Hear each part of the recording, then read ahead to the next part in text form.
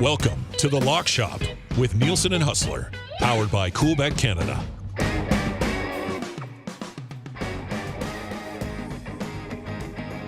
Hey, what's good, everybody? Big show today in The Lock Shop. It's a major week, and that means it's time to break down our picks for the PGA Championship. Andrew Patterson, Pat Gregoire with you, holding it down while the big guy continues to do a great job calling that WHL final. Man, had a beauty last night all over social media on that Nate Danielson goal.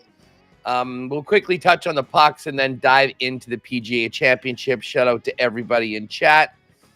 I see Spency 5 Centsy to the rest of the Lock Shoppers. Anyone with an Oilers in regulation bet last night needs a new heart. What a roller coaster of emotions, and the big uke, amen to that. Great to see you guys all, and shout out to everyone listening on the Edmonton Sports Talk live stream. Patty, that was I was thinking about all our friends in Edmonton last night as I watched that third period. Selfishly, it's a pretty fun game. I kind of wouldn't have minded to see overtime, but I know most of our viewers and listeners in the Alberta area that are pulling for the Oil needed that late goal because, man, blowing another third period lead and having to go to overtime facing a 3-1 deficit would have been devastating. But we got a series, friends. 2-2, a best of 3. This, as I tweeted afterwards, what a game. Give us 7. Yeah, we need 7. We kind of thought we would get 7, and it's looking like we might get 7. If you're an Oilers fan, man, oh man, you needed that. You did not want that to go to OT. You didn't want any sort of, demons coming out of the woodwork and creeping up on you. Another third period blown lead, but they found a way. They dug deep. They found a way. They replied real quick. And I think if you're an Oilers fan, you got to be pleased about that result and the way that they fought through, the way that they played really through 60 minutes. I think they got to be pretty pleased with that result, with the effort, and you got it back. You got it back now, and it's got to win out, backs against the walls, whatever cliche you want to throw out there, but it's a series again, and that's huge.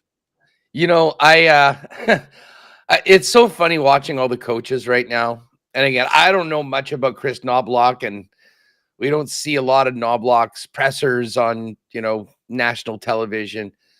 But I've been talking about Rick Tocchet for the last month when we're discussing the Canucks and why I thought the Canucks were going to be really tough out for the Edmonton Oilers.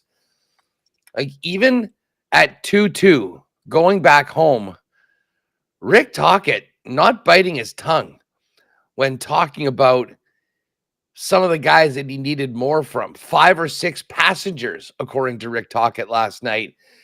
Very clearly not taking the foot off the gas on challenging his players. But from an Oiler perspective, they had to have it. I was impressed with the way that they were far more physical. They answered the challenge of the Vancouver Canucks. They had some more, and they also had some hilarity.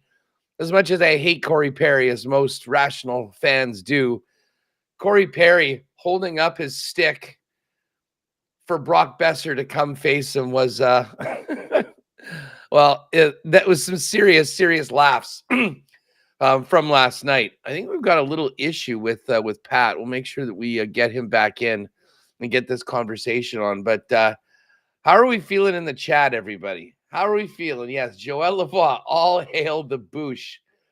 The Boosh. I mean, the Boosh was the hero last night. Listen, there's some things that might, be a little bit less when it comes to, for Boosh when you compare him to the top players in the entire league on the blue line. But man, he's got a nose for the net. He's getting the pit. He's getting the his shots through, and that was so big. And I have to give a shout out to Calvin Pickard, good local guy from here in the Peg. I know he was born in New Brunswick, but Mr. and Mrs. Pickard sweating through all the ups and downs of their son getting a chance to do it. And listen, I felt bad for him on that last goal. You couldn't really fault him, Patty, but bottom line, he got the dub. That's what he came in to do. And man, this rest of the series is going to be awesome. Cannot wait for Game 5.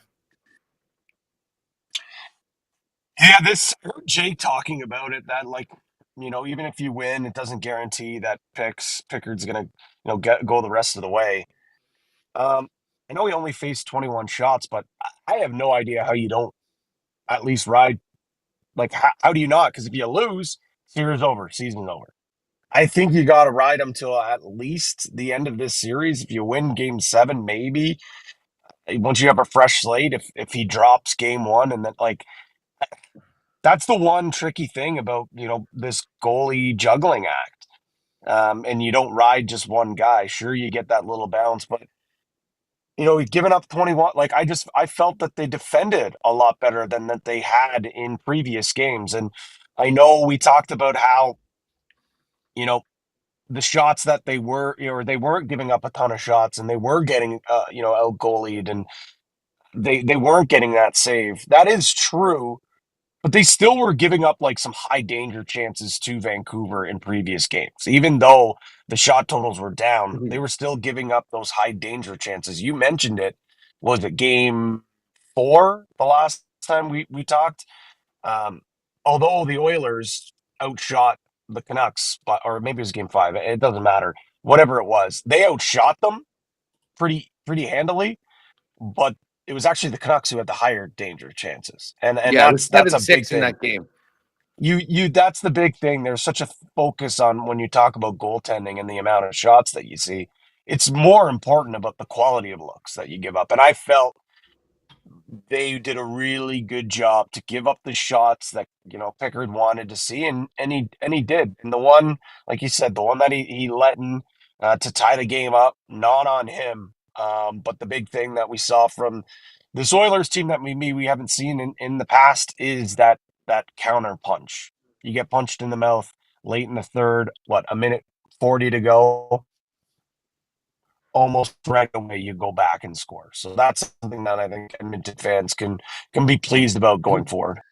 Yeah, listen, I'm not entirely sure we won't see Stewie Skins at some point in this series, depending on it's 2-2 now. I think you gotta go back with Pickard for game number 5. But if he struggles, I think they'll give Stuart Skinner another chance to get in. Bottom line is they played a much better game. I think they realized the challenge at hand. They stepped up, and they are -141 favorites in Vancouver tomorrow in Game 5. The Canucks a +120 underdog. And the Bruins, I don't think a lot of people, myself included, had the Bruins getting this series back to Boston. They did exactly that. I mean, we could be on the verge of a few Game 7s in the second round. And the second round's been so awesome already. That would be great. As far as tonight goes, the Avalanche, probably the least likely team to get to 7 right now, considering their predicament. They're in Dallas, +123 underdogs for the Avalanche. The Stars, -144 favorites to wrap it up in 5 and move on to the conference championship. And Patty, we won't spend too much time on this, but Rangers +138 dogs in Carolina. The Canes, after that huge rally in the third period at MSG in Game 5, back at home, back with the momentum, -163 favorites, and on the verge of coming back from the dead and forcing a Game 7. Both these games would be great tonight, but in particular, this Rangers-Carolina series has been so entertaining. I kind of like Carolina to push this 1-7.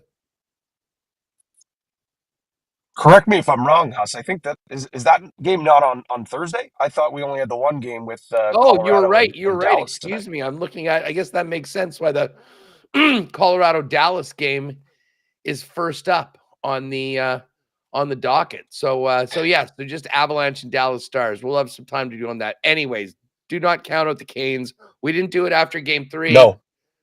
They are back in it. And then a bit of a break. 2 days before the Florida Panthers and the Boston Bruins are back. Tomorrow is the huge night. We got Rangers, Hurricanes, and then Edmonton and Vancouver. We'll get all of those games. We'll get all over those tonight. But let's get to the main event. I see Mark and Fantasy can't wait for the picks. We are here. It is Major Week, Valhalla, Kentucky, the PGA Championship. And Patty, we've got an incredible field now that most of the top live guys have been invited. Hey, just before we get into who we like and start kind of diving into some of these picks, for people that haven't maybe been paying too much attention, give us the rundown of this golf course, what the players will be facing when they tee off at 1 tomorrow, and maybe the model of player that historically can win at a course like this.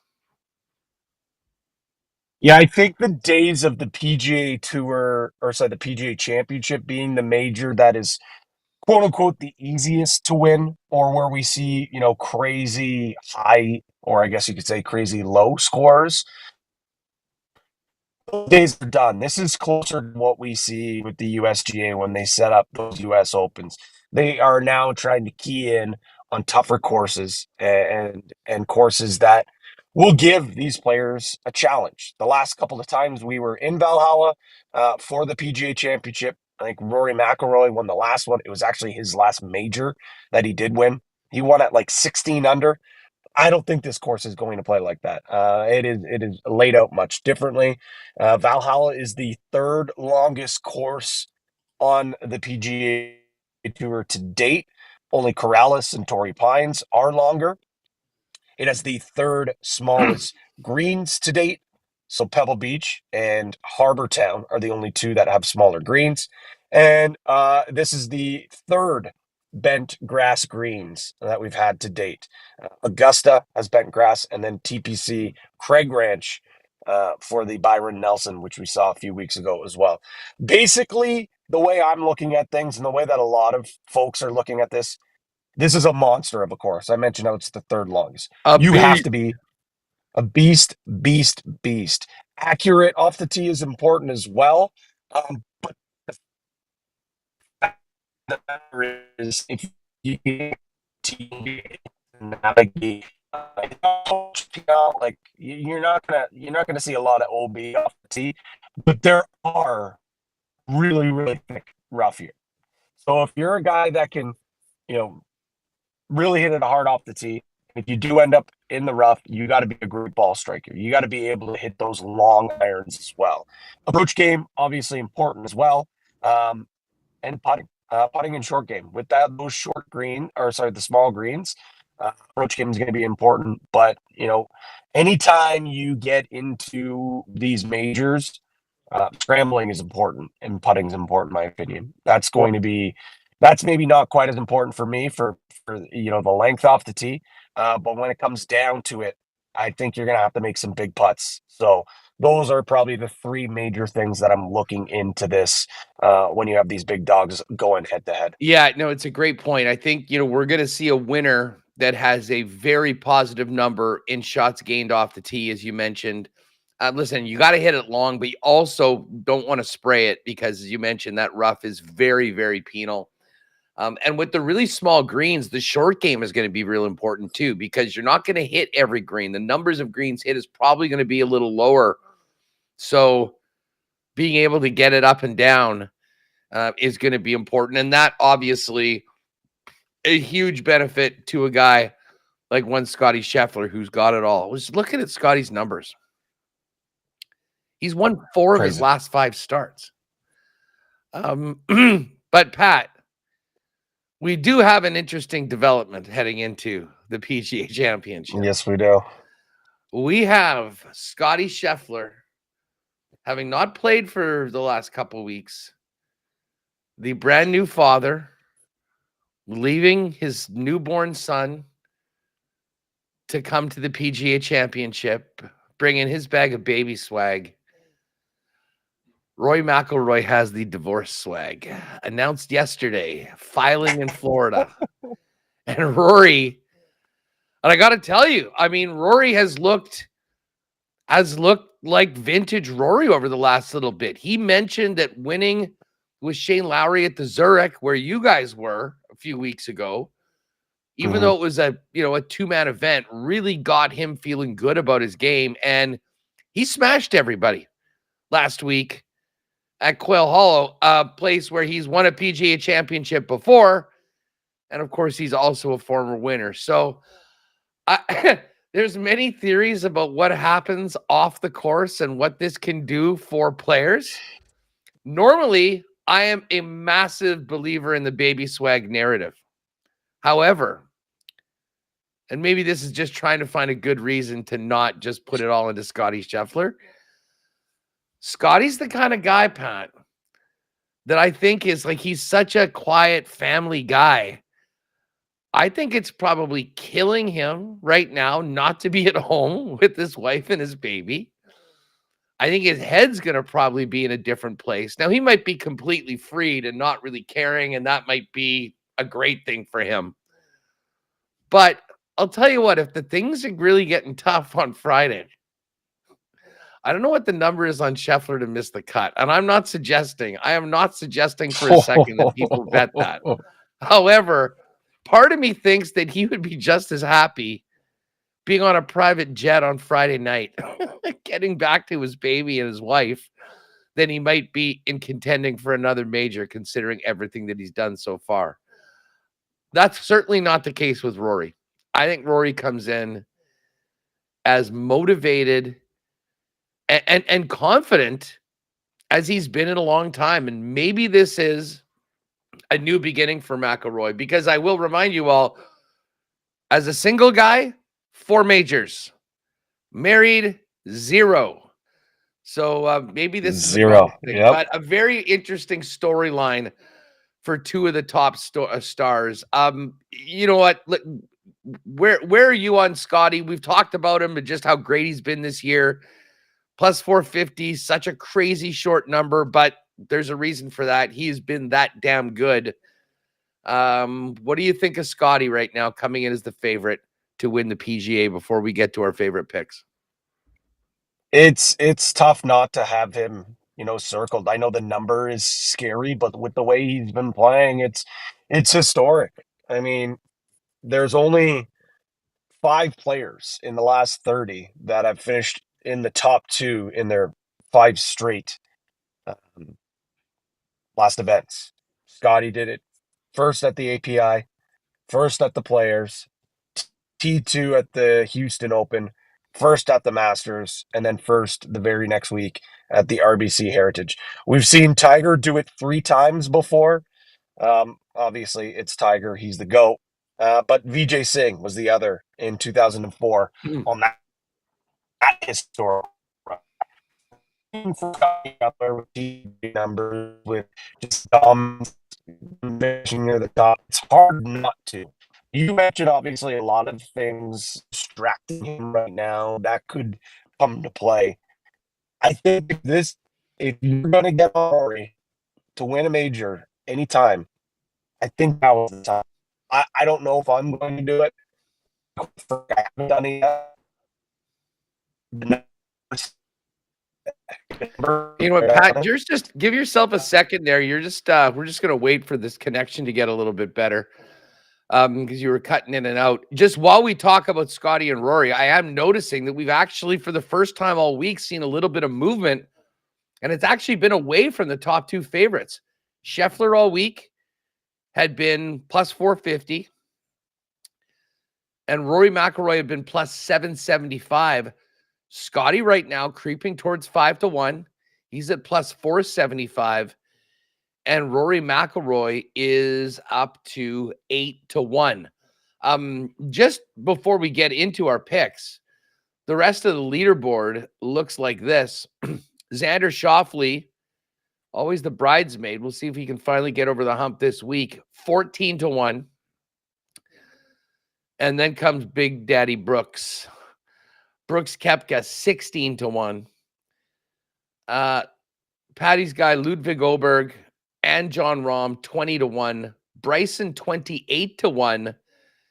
And then a group at 35, including Max Homa, Colin Morikawa, and Joachim Neiman. Well, as I said, we're going to get into these picks in a minute. Pat, you're back, and it sounds like we're in a little bit better of a connection zone here. Let's dive into this. You know what? Let me start off just because we were just talking about those two guys. I said that I wasn't going to go with Scotty this week. I think there's a lot going around him, and it just gives me hope that we're going to get a winner with a better number. I mean, maybe I'll live bet Scotty after the first round if he's sort of in the mix, but we get a better number just to make sure he doesn't spoil the party on Sunday.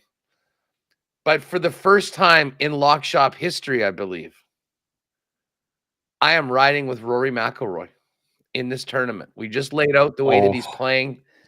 He had that awesome week last week, despite the double and the thing. But hey, when you crush everybody to the tune of a 7-shot lead on 18, you can put one in the water and laugh about it.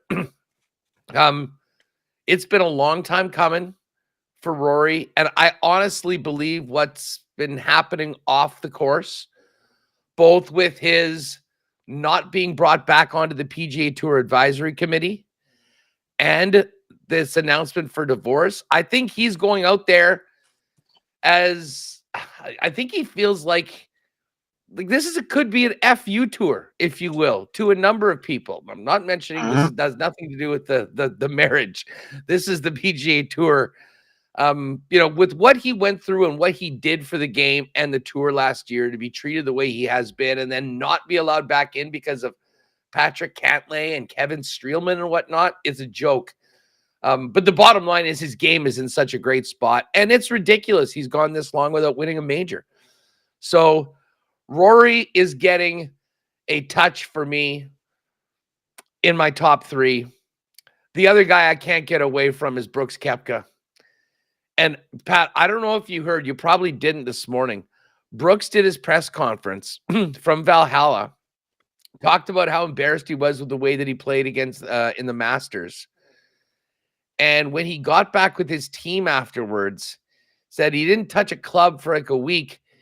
He had to go through a series of punishment workouts for his performance.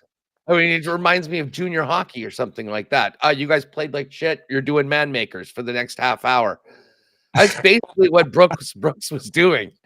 Now, he got it together. Where did he win on the Live Tour in Singapore? He's incredibly motivated, as we know, one of only a few guys, and he's been the man when it comes to repeating as well. Repeating at the PGA one time before, now winning again. Obviously, what he did previously at the U.S. Open. At 16-1, I think if you want to talk value compared to chances to win, like if you're considering Scotty at less than 5-1, Rory at 8, I think the best value for your buck is Brooks Koepka at 16-1. I have absolutely no doubt he's going to be there. And this course is absolutely made for him. I mean, bombing it off the tee, pretty good short game. You got to have the putter going, of course. I mean, I think the only guy that combines all of that better than Brooks in this field is arguably Rory, but certainly Scotty Scheffler. And Brooks is just able to raise his game to a whole nother level. So I kind of feel like the cream is going to rise to the top. I mean, I don't know if we're going to be talking about 150-1 guy or a 200-1 guy kind of in the mix on Sunday. I know we'll have these top guys. And, listen, it's tough to, overlook guys like John Rahm and Xander Schauffele, but I mean, you can't bet all of the guys at the top. So those are my top 2 plays as far as favorites. And then moving down the list, the other guy that's getting outright money from me for a longer shot at 66-1, which is a great number at Coolbet, is Sungjae Im. And, Im had a very disappointing Masters where he missed the cut. Took a little bit of time in between the Heritage and the Wells Fargo, but he came back and he's actually rounded into form. T12 at the Heritage and a T4 last week at Wells Fargo. Sungjae, when he's on, bombs it. I mean, he's got great length, fairly good accuracy. His iron play has always been a strength of his game, particularly long irons. And, we've seen him contend in these before. He's got the talent. He's too good not to win a major at some point. This is going to be a tough spot to do it. But I will tell you, as we get into some of the exotics, I'd like Sungjae for the top Asian in the tournament at plus 500, 5-1.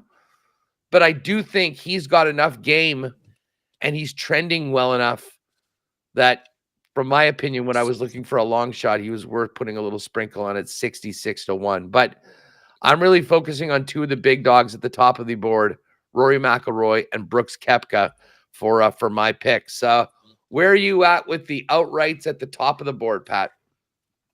Top of the board, I wish I had the stones to bet Rory. He's a guy that, if he wins, I'll be happy. I'm a Rory guy. I like him. I'd be thrilled for him.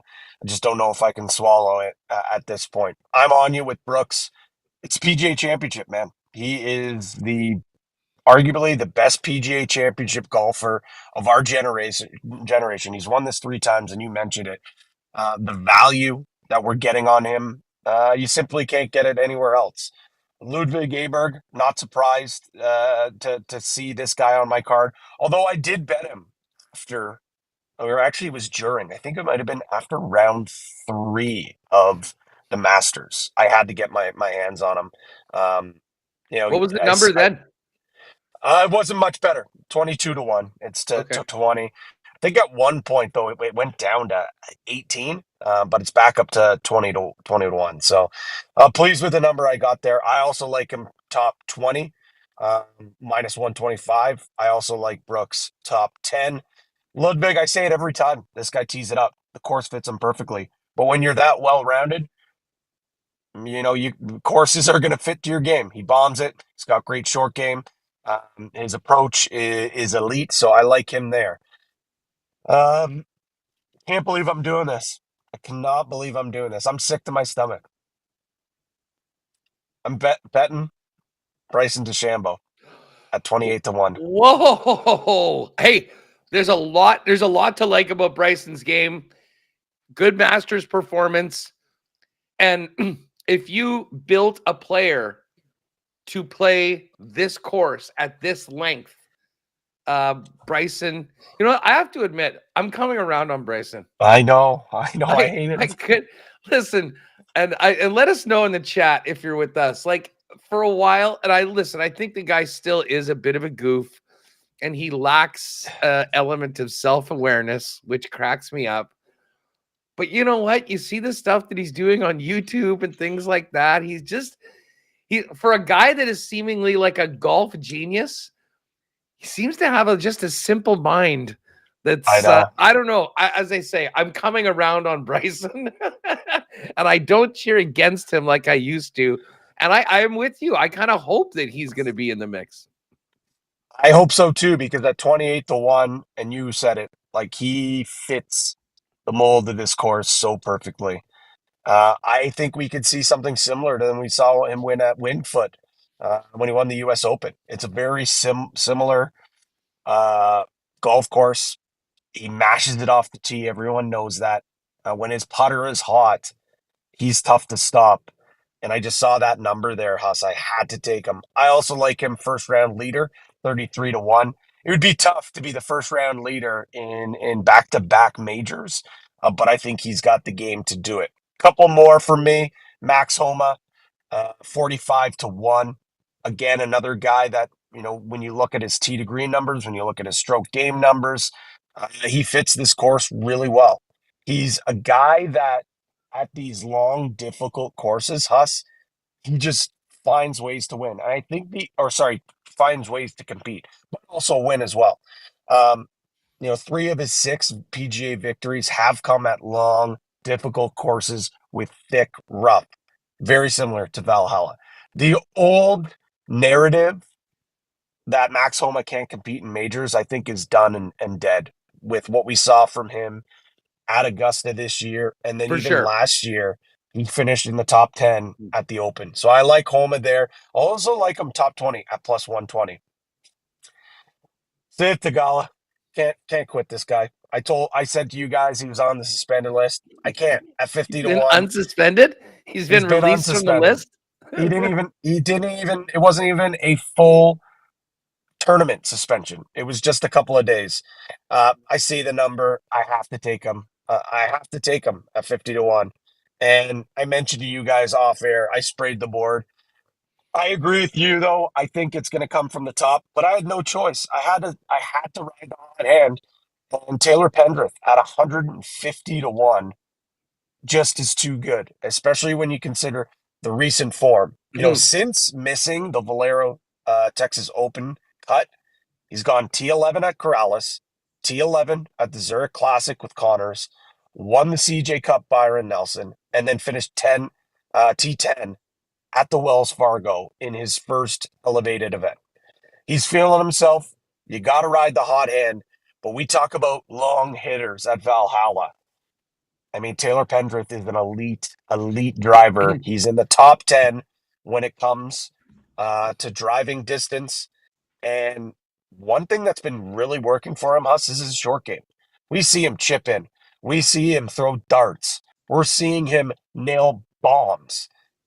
Right now, he's 6th in strokes gained putting. And I mentioned it already. This has bent grass greens. You know where else had bent grass greens?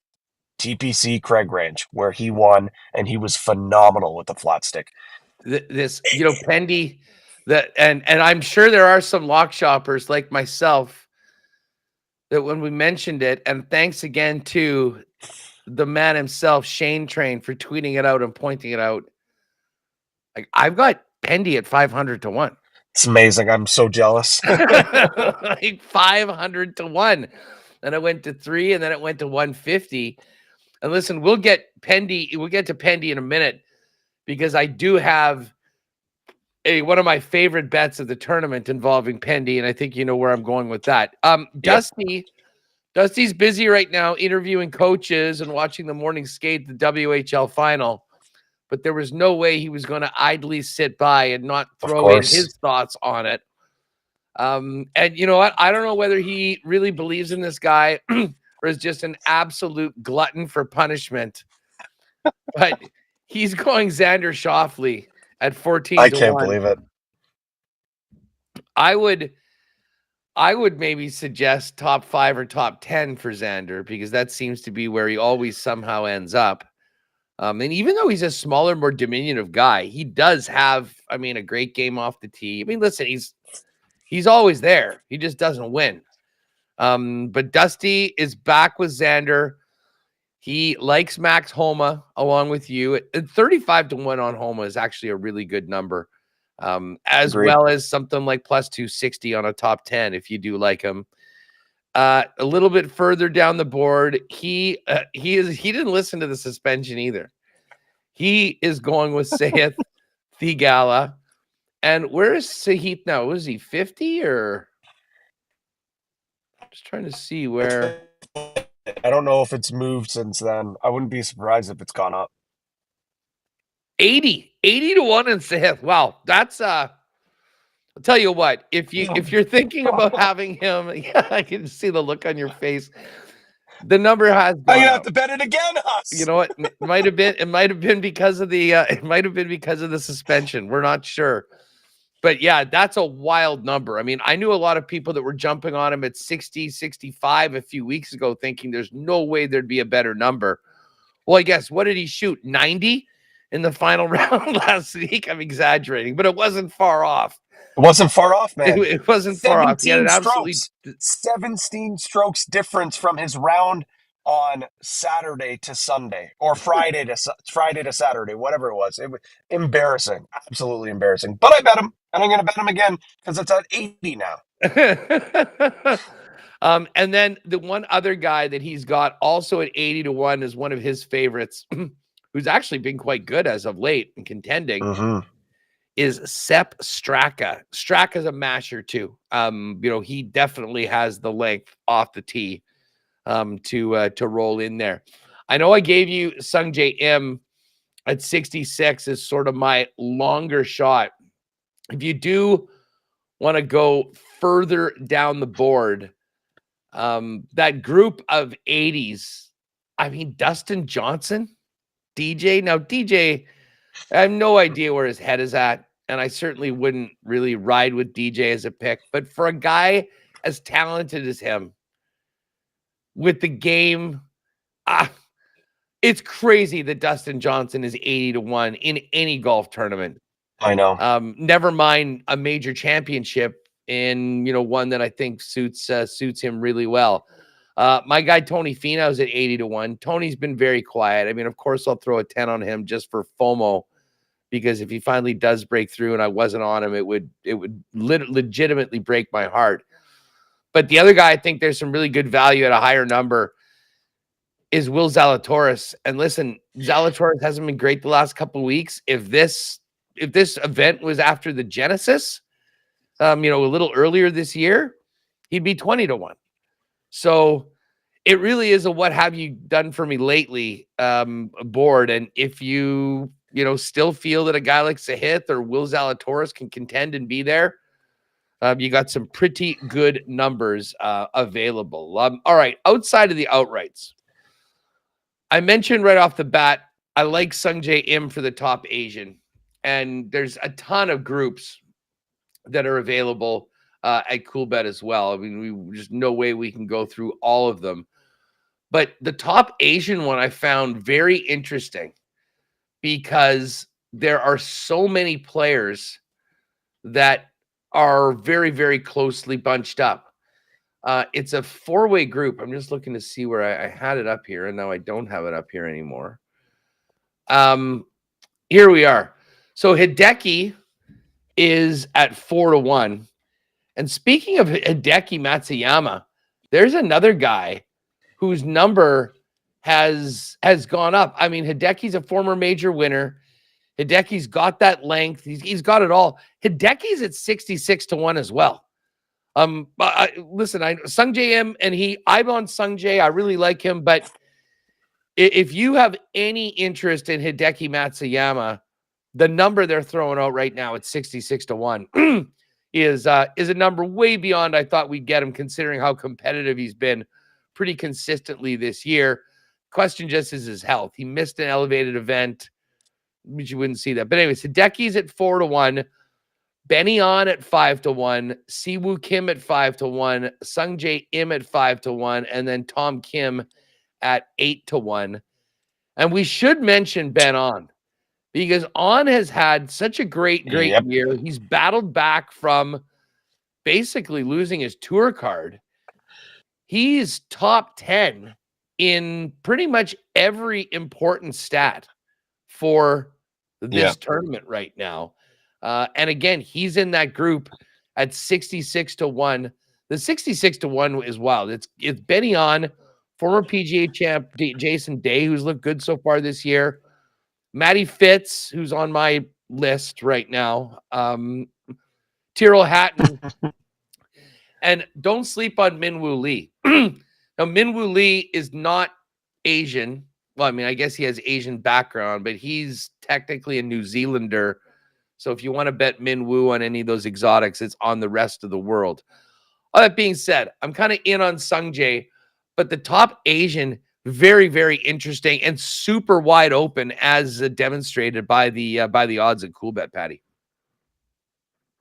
Yeah, no doubt. Yeah, it's funny you mentioned Benny On, and I hate going head to head against you. It's just not good for vibes. It's not good for the group chat. But I've got Benny On top Asian as one of my favorite exotics. I also really like him to finish in the top 20. This guy absolutely nukes the ball off the tee, like nukes the ball off the tee.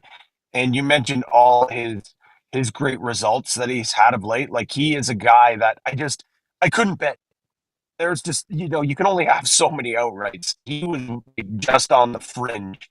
Him and Wyndham Clark were the two guys, looking on the outside, looking in, that I ended up keeping them off. With that being said, we'll probably get a playoff with both those guys on Sunday, and I'll be the one, laughing at myself for not betting those guys. But Benny On, I had to get a piece of him. So top 20, like his number there, and then I like him to be the top Asian. I know you're going to get into a couple other ones. I think there's one that we're aligned on, so I won't give it away. Just I already quickly mentioned Bryson. Hey, I was just going to say, just while we're talking about the Asian players, I've got Sung Jae 5-1 top Asian. Also a little sprinkle on Sung Jae at that same 5-1 to place top 10 in the Like tournament. that. Sorry, back to Bryson. Yeah, no worries. Bryson, first round leader. Really like that. Brooks, top 10, plus 160. Ludwig Aberg, top 20, minus 125. Max Homa, top 20 at plus 120. And then I think there was a Taylor Pendrith bet that I'll let you get to because I think I'm on the same one there. I also have my exclusives, which we can, hammer through because we got to put an exclusive together once you're done your picks there. Well, for sure. And let's get to it. I mean, Pendy, what maybe my favorite bet, I mean, when we're looking at everything available, is Pendy to be the top Canadian. Bingo. Pendy, and it's a nice number too. I mean, plus 375. I've heard it quoted other places on pods at like 3-1. So maybe the Coolbet rub, they know that it's good for business if he's there. So let's get him up. But anyways, plus 375 for Taylor Pendrith to be the top Canadian. And this is actually one that we should probably just touch on for a minute, just with the other guys in the mix, because it's such an amazing time to be a Canadian golf fan right now with what these players have been and doing. You've got so many guys that have won before. No surprise, based on the world rankings, that Corey Connors is the number one guy. Certainly, he's got the best record in majors. He's contended in the past. But I'm not sure that his game sets up for this PGA Championship as much as some of the others, although he does have great irons. And, hey, if you can hit those greens, it'll be a good thing for him. But Corey at plus 250, Pendy nuking it off the tee is at plus 375 with great form coming in lately. Mac Hughes, who we shouldn't be sleeping on, 4-1. Don't mind him for some DraftKings plays maybe on a DFS. Then Adam Hadwin at 5-1. Nick Taylor plus 550. And Adam Svensson at 7-1. What a group of guys. Most of these guys having won already on PGA Tour, all playing in this major. But the guy with the steam coming in is Taylor Pendrith, and he certainly has the tools, if you will, particularly off the tee, to be right there. And there's nothing that'll help you out more than a hot putter. And he's been as good as just about anybody on tour this year. So had to get Pendy in that. And just by the way, if you're looking at Pendrith, I mean, he's 10-1 for a top 10, probably about 5-1 for top 20, which would be amazing. I mean, listen, would I love to have him in the mix on a 500-1 ticket on Sunday? You're absolutely right, I would. But I think that competition within the within the Canadians is the one that we'll really be focusing on. If you okay, Patty, we'll get to you can just quickly run by your exclusives, and then we'll put something together. Yes. Just while we're doing that, I am looking at top 20 placements, which is something we often like to do when we're putting together our card. Scotty Scheffler minus 455. That has got to be. I mean, maybe Tiger Woods at some point back in the day was that, but that's just a stunning number. Rory minus 250. Xander minus 141, Brooks minus 135, along with John Rahm, Ludwig Oberg minus 125. So 6 golfers where you're laying juice to get them in the top 20. And then Morikawa plus 105 and on from there. A top 20 that I think a lot of people I've heard of are on, that I'm sure you would agree with. Bryson DeChambeau at plus 120. Max Homa's got the same number for the top 20. At plus 120. He's 35. Bryson's 28. So I think you can say there's a little bit of value there with Bryson based on the outright number. But when you think about what he did in that last major, the way he prepares, his readiness for a place like Valhalla, I think that number for Bryson is real nice. My guy Sungjae M plus 225. Ben on top 20 plus 230. I really like that. We can think about that potentially for it. And another guy that can absolutely nuke it off the tee, I mentioned him a little earlier, Min Woo Lee. Min Woo's at 66-1. I doubt I'll have an outright on him, but I'm definitely putting him on a few lineups in DFS. And I wouldn't at all be surprised to see him, around the top 10, never mind top 20. So I don't mind that number at 250. Yeah, those are all really good ones. Yeah, I already mentioned some of the top 20s that I like. I don't know. Uh, I know Huss that myself and Dusty are on the gala, but I think we have to stay true to our suspension for Yeah. a show and not include him there because that has him just blowing up our parlay written all over it. Benny on, I'm absolutely in on him. If we wanted to go a little bit of a shorter number, Brooks Koepka's minus one, he's a minus number. But if we're going to parlay three together, I'm okay with having one of those top dogs in there as a little bit of a safety net and then maybe fit some of those other longer ones that you mentioned, like a Benny on. Um, Yeah, well, even I tell you what, why don't we lock that in? Because holy smokes, I knew this would happen. We'd get talking and I didn't even realize what time it is. Ben on, who is, I'm just looking at this group of players. Ben is plus 230. Max Homa is plus 120. And then let's throw Brooks in there at minus let's do it. 135. I love that. So there we are. There's our lock shop partner parlay. Brooks, Benny on, Max Homa, all to get top 20.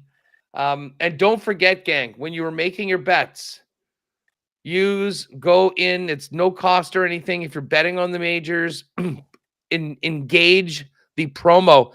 And I did find now on my app or phone, you got a ticket, and then if you're making multiple bets, it won't appear sometimes. Go to promotions, click on the Masters, then it says bet now. It'll take you, and it'll be reloaded. Patty, real quick, you want to just quickly plug what else is up there for the exclusives? Yeah, absolutely. The Greggy Golf Special, Benny on, Akshay Bhatia, and Taylor Pendrith all to make the cut, plus 300. There will be another Greggy's exclusive. I was waiting for our parlay because, as I expected, very similar to what I was cooking up. Brooks Koepka and Bryson DeChambeau, both top 10. That's at 10-1. If you want some Canadian flavor, Huss, how about this one? Any Canadian player to make the top 10, not a great number, obviously. Minus 263. How about two of them to finish in the top 10? Well, that's plus 110. And what about three? Three of them, it's 3-1, which I really like that one. I could see three Canadians. I could see a Connors, a Pendrith, and maybe even a Mac Hughes being there at 3-1. Really like it. This is not a Greggy's golf special, but this might be my favorite Coolbet of all time. This is the haters of haters parlays. Michael Block, Patrick Reed, and Phil Mickelson, all to miss the cut at plus 300. The Playa Haters Ball exclusive right there.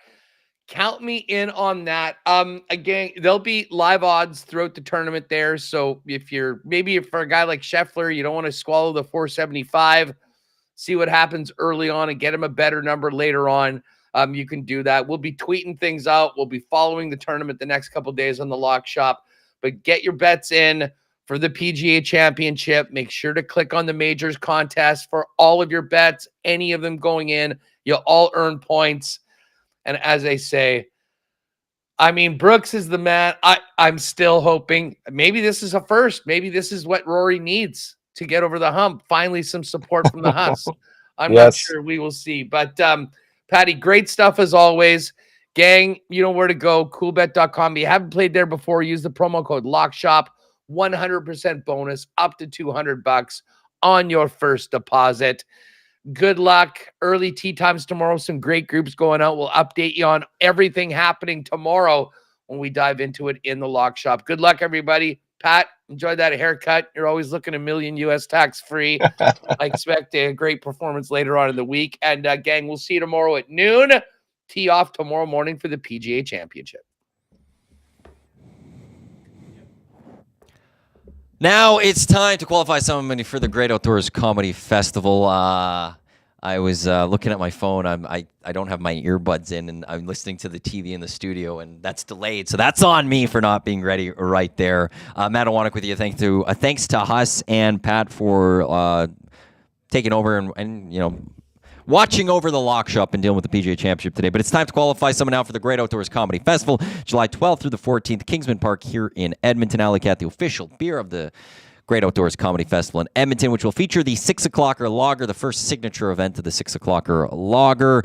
The Friday show, Shane Gillis, Andrew Schultz, completely sold out. Kevin Hart on Saturday, just a limited amount of tickets available for that one. And on Sunday, Burt Kreischer and Whitney Cummings. That, too, also has a limited number of tickets. If you want tickets for the Saturday and Sunday of the Great Outdoors Comedy Festival, get to greatoutdoorscomedyfestival.com right now to buy your tickets. But if you want to go see that Friday show, well, it's sold out. You can't buy tickets. One way to get in, though, is right now by qualifying for the chance, as we are giving away a VIP table for 4. Next Friday, we're going to give this away. We're qualifying throughout the week, the rest of this week and into next week for that VIP table of 4 to Andrew Schultz and Shane Gillis. To get into the draw for this one, get your phone out, 780-218-9999. It's the number to text, and just text 6 O'Clocker Lager to 780-218-9999, and you'll go into a draw to qualify and be in the draw next Friday for the VIP table to the Great Outdoors Comedy Festival, July 12th, with Andrew Schultz, Shane Gillis. Once again, Alley Cat, the official beer of the Great Outdoors Comedy Festival. And if you want tickets to any other shows, Great Outdoors Comedy Festival.com is where you can go. Up next here on Edmonton Sports Talk on TuneIn, iHeartRadio, EdmontonSportsTalk.com, as well as those watching on YouTube. It is the Oil Stream. Tom Gazzola, Joaquin Gage, live from Boston Pizza, the North St. Albert location. That's coming up in just a few minutes. Don't go anywhere.